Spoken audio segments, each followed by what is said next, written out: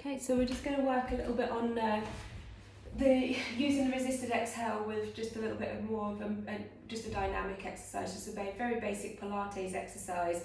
So taking an exercise that we might already be doing and adding a little bit of extra resistance from inside the core to that exercise. So as is always the case, we want to make sure that if we're working with that straw, we're working with pressure, we need to make sure that we're always breathing out correctly so that we're not getting a blowing up of the belly as you do the exercise. You want to always feel like it's gently drawing in. So having a hand on your lower belly can be really helpful during the exercise to make sure that you've got the right technique. If you find that your belly's being pushed up by that breath out through the straw, just try drawing a little bit more into that hand and see if that corrects it. If it doesn't, take the straw out and try and see if that sorts it out. It might just mean that you're not quite ready to work with the extra pressure yet. But if you're managing it well, perfect. It will add an extra dimension of strengthening and core toning to your exercise. So let's have a lie down on your back. I'm using the couch, it's very soft. So if you're comfortable on the mat at home, then go ahead and use that. It'll probably be a bit more comfortable for doing this exercise.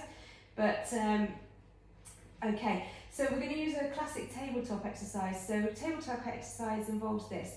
You're going to breathe in to prepare. As you breathe out, you're going to feel your lower abdominal muscles gently flatten towards the floor.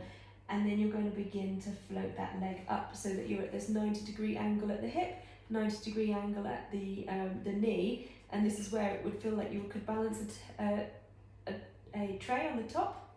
You're going to stay there and you're going to try and do a few breath cycles like that, okay? Now, if this is being done correctly, the centre of your body won't be rolling because you'll be nice and stable at the middle, and it will feel...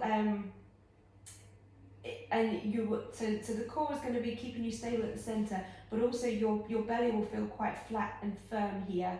It won't be pushing up into your hands. So an indication that things have gone a bit wrong will be that you're kind of rolling a bit off to the side or having trouble staying central, or that the hand's being pushed up or that the middle of your belly is sinking. If any of those things are happening, come back down, start again, make sure you've got that little bit of exhale to kick you off.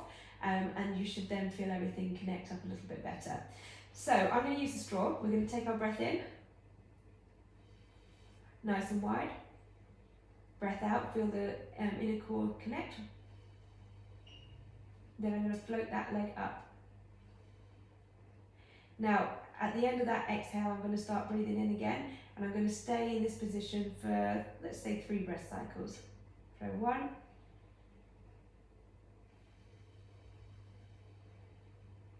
2,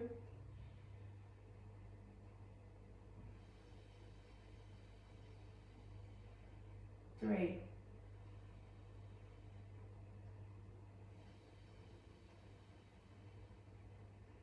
And then I'm going to stay connected here, and I'm going to lower my leg back down. Okay, and then we're going to go to the other side. So again, just take a breath in, let everything relax. Breath out, feel that connection as you breathe out. Feel the abdominal wall tighten. Float the other leg up.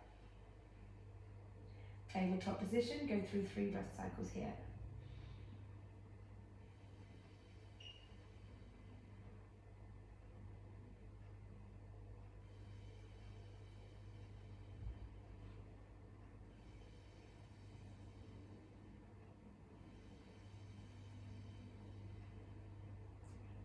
Staying connected and just slowly lowering it down, either inhaling or exhaling wherever you are in the breath cycle.